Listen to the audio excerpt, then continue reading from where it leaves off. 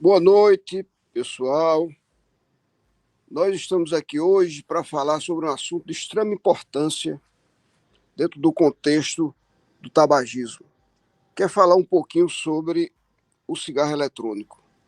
Eu estou aguardando aqui a doutora Gerlânia Simplício, que é quem vai dar uma aula aqui para a gente sobre a evolução do cigarro eletrônico e a nocividade do cigarro eletrônico. O que é que está acontecendo hoje no Brasil e no mundo? É que a indústria tabageira, quando percebeu que estava perdendo muito recurso, muito lucro, muito dinheiro, muito dólar, com a redução do consumo de cigarro no mundo, eles entraram com toda a força no cigarro eletrônico. A Philip Morris, que é o produtor do Marlboro, em 2017, jogou na imprensa do Reino Unido uma publicidade dizendo que ia deixar de fabricar o cigarro tradicional. Mas esqueceu de dizer que estava investindo 11 bilhões de dólares para produzir e promover o cigarro eletrônico, para poder recuperar os lucros perdidos nessa regressão do consumo de cigarro ao redor do mundo. E o que é que está havendo hoje? E o que é que eles tentaram convencer o mundo em relação ao cigarro eletrônico? Duas mentiras obscenas. Primeiro, dizer que o cigarro eletrônico não faz mal à saúde das pessoas. E segundo, dizer que as pessoas podem parar de fumar o cigarro tradicional usando o cigarro eletrônico. Outra grande mentira. Por que isso? Primeiro, porque no cigarro eletrônico tem praticamente todas essas substâncias nocivas que tem no cigarro tradicional. Tem a nitrosamina, que é uma doença com potencial imenso de provocar câncer. Existe substância que provoca enfisema e bronquite. Existe a nicotina, que produz pressão alta, que promove infarto do miocárdio, que promove AVC. E agora? Opa, chegou a doutora Gerlânia aí? Boa noite, minha amiga doutora Gerlânia. Boa noite. Consegue me ouvir? Ótimo, você está ótimo aí. Muito bonito, inclusive, viu? Meu Deus. Gerlânia, eu estou só fazendo uma introduçãozinha aqui, que eu estou num evento científico. Eu vou deixar você à vontade, mas daqui a pouco eu volto de novo para interagir com você, tá certo? Tá Tá certo, bom? Sebastião. Tá Vou bom. só concluir meu raciocínio aqui, que eu estou falando aqui, Gerlânia, que a indústria tabageira investiu 11 bilhões de dólares para poder jogar para o mundo a ideia de que o cigarro eletrônico não faz mal e o cigarro eletrônico ajuda as pessoas a pararem de fumar o cigarro tradicional. Duas grandes mentiras. Primeiro, porque o cigarro eletrônico tem nicotina várias vezes mais concentrada do que no cigarro tradicional. Como é que a pessoa vai parar de fumar dessa maneira? Segundo, tem muitas substâncias nocivas no cigarro eletrônico que provoca várias doenças, inclusive a EVALI, que eu queria que você falasse um pouquinho sobre a EVALI depois. Quando você começar a sua exibição, aí você fala um pouquinho sobre a evolução do cigarro eletrônico e depois fala nas patologias mais frequentes e mais agressivas que o cigarro eletrônico provoca, ok? Eu vou sair um pouquinho aqui para o evento, mas daqui a pouco eu volto novamente, ok, Helena? Fique à vontade. Ok. Boa noite. Consegue me ouvir bem? Tá ótimo sua fala aí. Sim. Boa noite, Sebastião. Boa noite a todos do canal Ar Puro. Muito obrigada por esse convite. E a gente poder falar, do cigarro eletrônico e dos seus malefícios. E falar muito bem dessa questão, que o Sebastião colocou a respeito das mentiras, que inventam sobre o cigarro eletrônico, dizendo que o cigarro eletrônico não causa vício, falar que o cigarro eletrônico é utilizado para parar de fumar, tudo isso é mentira. Então, a gente sabe que, inicialmente, com os primeiros cigarros eletrônicos, ele foi criado. Um dos objetivos foi justamente na China, que foram os primeiros cigarros a serem utilizados, foi justamente falar sobre que eles eram utilizados com esse objetivo, né, de parar de fumar, um dispositivo eletrônico que solta vapor, que as pessoas utilizavam achando que ia ter benefício em parar de fumar, mas com o tempo a gente foi verificando que isso realmente é muito mentiroso, né? Na verdade, são mitos. O cigarro eletrônico, por ser produzido também com a nicotina, ele leva à dependência química e à dependência, principalmente porque, como tem nicotina na sua composição, uma das substâncias, e aí faz com que os neurônios, né, os receptores neurológicos da nicotina, eles fiquem dependentes desses vapes. Então, uma das mentiras maiores que existe é dizer que o cigarro eletrônico ele não tem nicotina e ele não causa vício. É mentira. Ele tem nicotina, ele tem na sua composição a nicotina e ele causa dependência. Como ele causa dependência, ele vai trazer malefícios para o cérebro, ele vai trazer malefícios para os pulmões e ele também vai trazer malefícios para as pessoas que convivem com esses fumantes. Então, o vapor, que é, na verdade, conhecido, né, como um dos dispositivos de cigarros eletrônicos, ele tem a nicotina e outras substâncias. Então, o que é que a gente observa é que doenças pulmonares precoces irão aparecer, né? Vão aparecer em decorrência da dependência da nicotina, como também em decorrência de destruição das estruturas mais nobres, né, que são os alvéolos, e levando à pneumonia, a pneumonites, né, a pneumonia grave, com insuficiência respiratória, que a gente tem observado também em pessoas mais jovens, né? Então, nesse período agora que a gente observou das festas de Ano Novo, né, as festas que aconteceram no verão, então jovens utilizando o vaping, apareceram casos, né, casos com gravidades nas urgências, nas emergências. A gente que trabalha em hospital com porta de entrada para emergência, nós recebemos jovens, inclusive jovens que foram encaminhados à UTI, né, com insuficiência respiratória aguda, devido à questão da inalação, né, desses dispositivos, desse vapor aquecido. Então, como o Sebastião colocou desde do primeiro momento, então, os cigarros eletrônicos, eles, além de causarem dependência por conta da nicotina, eles também causam doenças respiratórias agudas graves, né? Dentre elas, as pneumonias, a mais conhecida como EVALI, que causa destruição, geralmente bilateral, né, nas estruturas pulmonares mais nobres, levando a um grau de insuficiência respiratória aguda, e, em alguns casos, pacientes que vão ficar dependentes de oxigênio, outros jovens até traqueostomizados, realizam tratamento de insuficiência respiratória usando oxigênio a longo prazo. Então, isso é de fato verdadeiro. Uma outra verdade é que os cigarros eletrônicos, eles podem levar, né, à doença pulmonar obstrutiva crônica. A gente não tem ainda isso documentado com o número de casos com relação ao cigarro eletrônico, mas a doença pulmonar obstrutiva crônica, qualquer inalação de fumaça, né, a qualquer inalação de substância, de vapor aquecido, consequentemente, o indivíduo vai ter necessidade, né, de usar medicamentos como broncodilatadores para que tenha uma respiração mais apropriada em decorrência dessa inalação dessas substâncias tóxicas.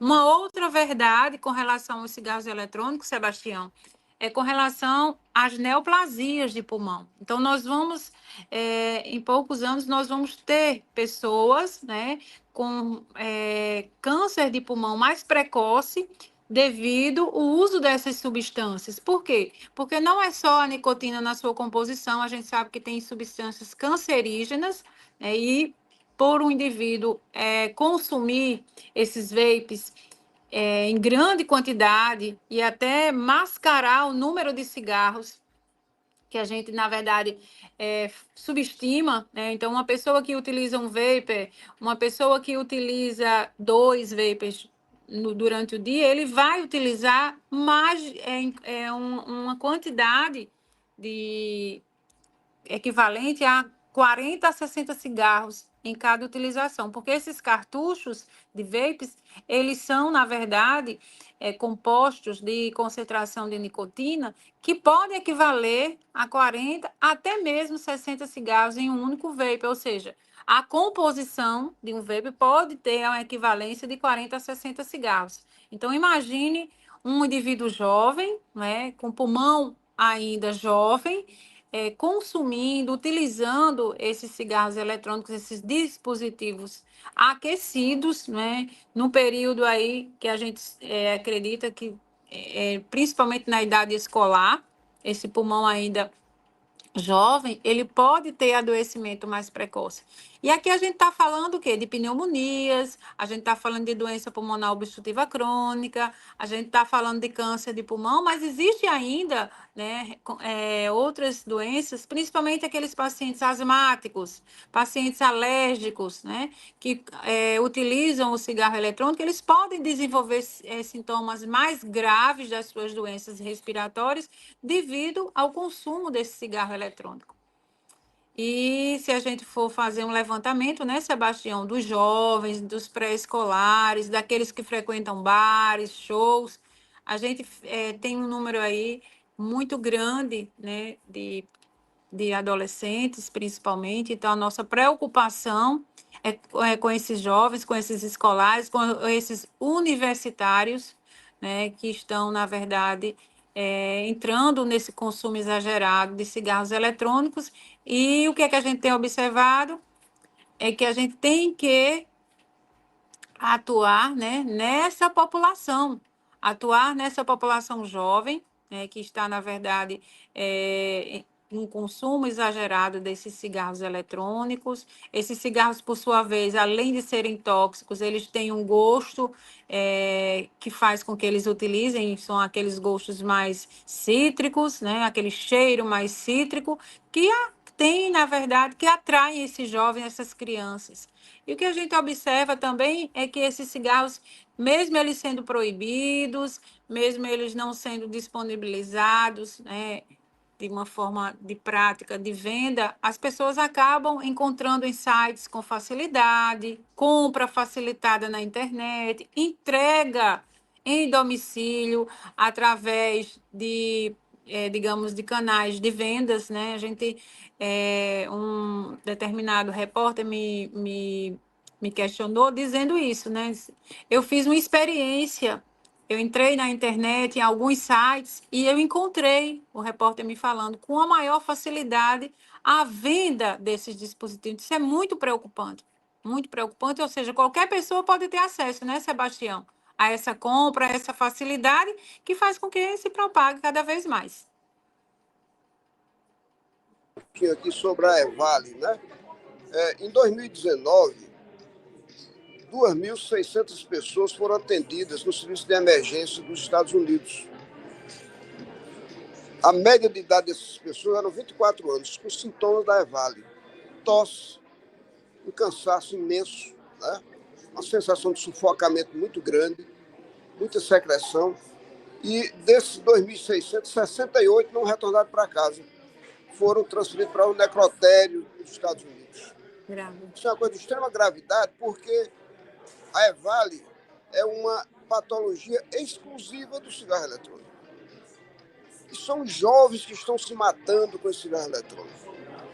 É importante dizer também que essa mentira imensa que a indústria tabageira andou espalhando no mundo, de que o cigarro eletrônico ajuda as pessoas a pararem de fumar o cigarro tradicional, é uma outra balela muito grande, porque as pessoas que fumam cigarro eletrônico têm 3 vezes mais chance de se tornarem dependentes do cigarro tradicional do que qualquer outra pessoa. Né? Só essas informações. Pode continuar aí, viu, Gerlânia? Fique à vontade, Gerlânia.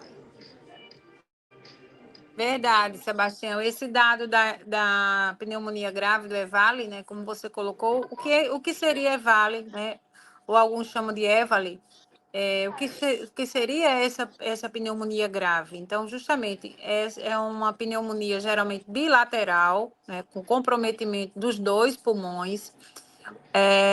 A pessoa, o indivíduo, ele apresenta sintomas de tosse seca e, ao mesmo tempo, pode ter tosse produtiva com escarro amarelo, confundir com pneumonia bacteriana, expectoração, catarro, às vezes espesso, dor para respirar e, principalmente, dificuldade respiratória, dispneia, a falta de ar, que é o que, na verdade, leva, né, a esses indivíduos, principalmente jovens, a procurarem os serviços de emergência e mais de 50% desses são transferidos para a unidade de terapia intensiva, que vão precisar de ventilação mecânica, vão precisar de ventilação assistida.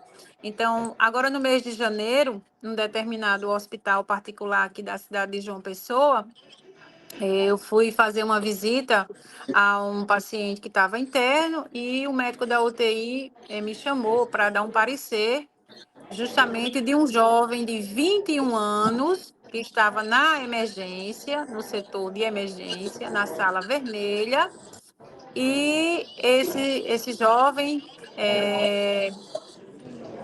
com muito cansaço, usando já máscara de reservatório e sendo encaminhado para assistência de ventilação não invasiva, que é aquela máscara chamada CPAP.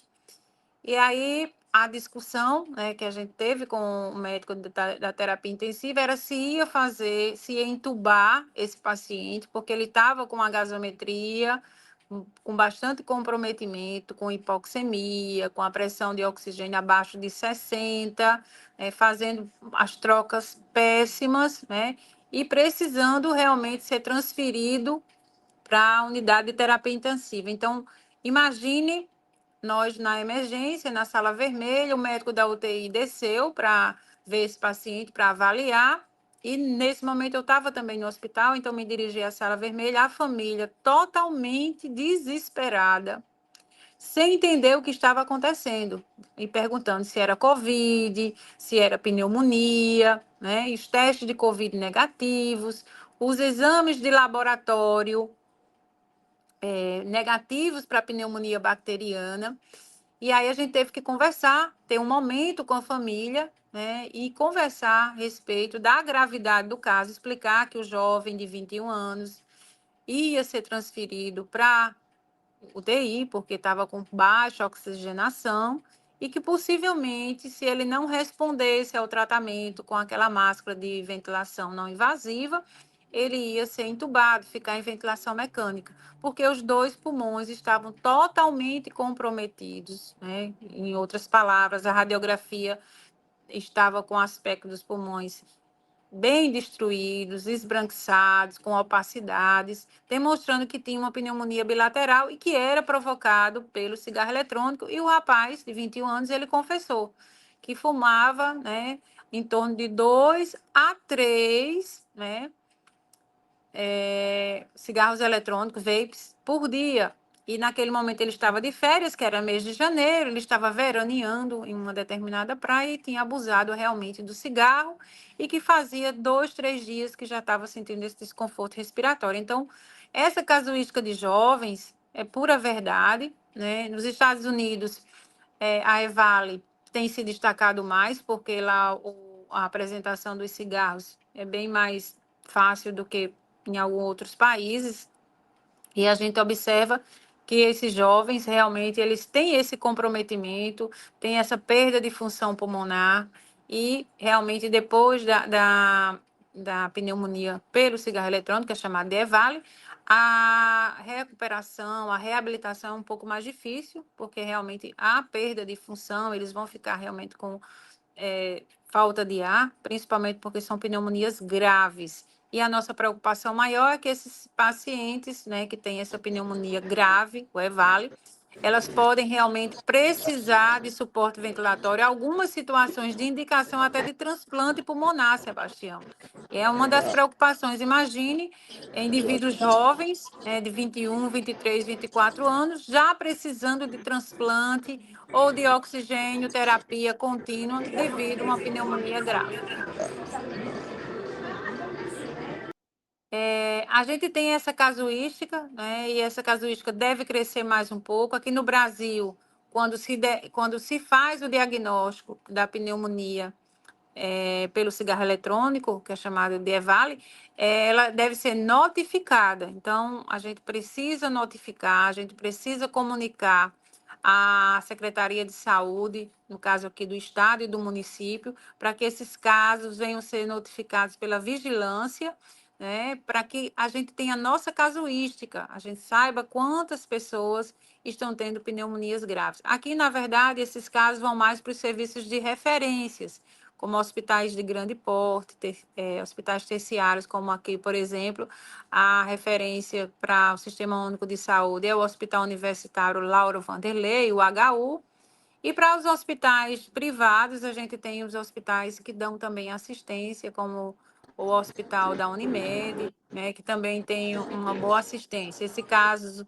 que eu relatei para vocês, do jovem de 21 anos, foi no hospital privado aqui da cidade, mas, graças a Deus, ele conseguiu sair da UTI depois de 20 dias, né? Está fazendo acompanhamento, não foi preciso ficar em ventilação mecânica, não foi preciso entubar, porque foi uma recuperação mais difícil, mas com agilidade, e ficou usando bronquilatadores, porque ficou com sintomas ainda de cansaço, de tosse persistente, de falta de ar e desconforto respiratório. Ô, Gerlânia, eu queria. Oi, Sebastião. Ô, Gerlânia, eu queria falar um pouquinho, Gerlânia, sobre a legislação, sabe? Em 2009, a resolução da Anvisa proibiu o cigarro eletrônico no Brasil, a sua importação, comercialização, publicidade, né? E a gente, como você já falou aí, não está sendo devidamente obedecido isso no Brasil. Porque é muito fácil, através das redes sociais, né, adquirir esse material de extrema nocividade. Mas aqui na Paraíba, você sabe disso, é do nosso Comitê de Combate ao Tabagismo aqui, nós temos uma lei aprovada pela Assembleia Legislativa que proíbe o uso de cigarro eletrônico em ambientes coletivos. E nós fizemos recentemente aqui um trabalho muito importante de conscientização da população, mas essencialmente entrando em contato com donos de bares, restaurantes e hotéis e deixando adesivos proibindo o uso de cigarro tradicional e eletrônico naqueles ambientes. Mas uma coisa importantíssima desse contexto, é que a gente possa também, através do nosso trabalho do Comitê de Combate ao Tabagismo aqui da Paraíba, fazer com que a gente possa levar nossas informações aos formadores de opinião dessa galera mais jovem, que você frisou muito bem. É preciso que pais de adolescentes, de crianças, de jovens e professores tenham a consciência que precisam nos ajudar, colaborar conosco no trabalho de conscientizar essa galera mais jovem. Tem muita gente aí se intoxicando com cigarro eletrônico, meu Deus do céu. Como você falou, a nicotina extremamente concentrada, produzindo hipertensão, produzindo AVC, produzindo infarto do miocárdio. Isso é uma coisa muito grave. Daqui uns 5, 10 anos, as estatísticas de mortalidade por acidente cardiovascular vão aumentar muito por causa desses jovens que estão se intoxicando hoje. Fique à vontade, Fernanda. Isso, Sebastião. Essa questão da legislação é muito importante. Então, o Estado da Paraíba é um dos pioneiros, né, de trazer essa legislação de proibição, né, do uso de cigarros eletrônicos, principalmente de uma forma mais agressiva em ambientes fechados, né, o PROCON, o CRM, o Comitê de Tabagismo, o qual o Sebastião é o responsável por ser pioneiro nesse comitê. Então, estão fazendo uma campanha linda, né, nos restaurantes, nos principais bares da cidade, levando também essa campanha provavelmente para outros municípios, né, e principalmente nas escolas, nesses jovens. E nossa preocupação agora, né, Sebastião, é principalmente com esses adolescentes, com esses jovens, que os pais eles se tornem conscientes, né, que eles também venham nos ajudar, os professores também. É difícil, porque a gente sabe que no ambiente fora da escola, ali em frente às escolas, deve existir vendas, com certeza. Então, a gente precisa fiscalizar mais, conscientizar mais, fazer mais eventos, né, importantes. O PROCON da Paraíba tem feito um trabalho magnífico junto com a vigilância também nesse sentido, a Anvisa, a Gevisa, e eles focam realmente essa proibição. Houve uma confecção de adesivos, né? O Comitê de Tabagismo, de Combate ao Tabagismo, produziu esses adesivos estão sendo levados, né, para os restaurantes, para os bares. Provavelmente a gente vai estender às escolas também, né, principalmente as escolas públicas, e eu acho que a gente tem que estar em cima, né, nesse sentido. E vamos pedir também uma ajuda nas escolas particulares, nas universidades. A gente já começou um serviço de formiguinha na UFPB, né, colocando nos banheiros da Universidade Federal da Paraíba nosso adesivo. E vamos também levar o adesivo do Comitê de Combate ao Tabagismo. Então, a nossa tendência é unir forças, né? Isso, sociedade, pais, familiares, professores, médicos, a Sociedade Paraibana de Pneumologia, unir forças para combater esse mal do cigarro eletrônico, que tem, assim, se levantado contra a população jovem, principalmente, contra os familiares, né? A gente sabe, trazendo mal a um jovem, traz mal a toda a casa, toda a família e as escolas, principalmente.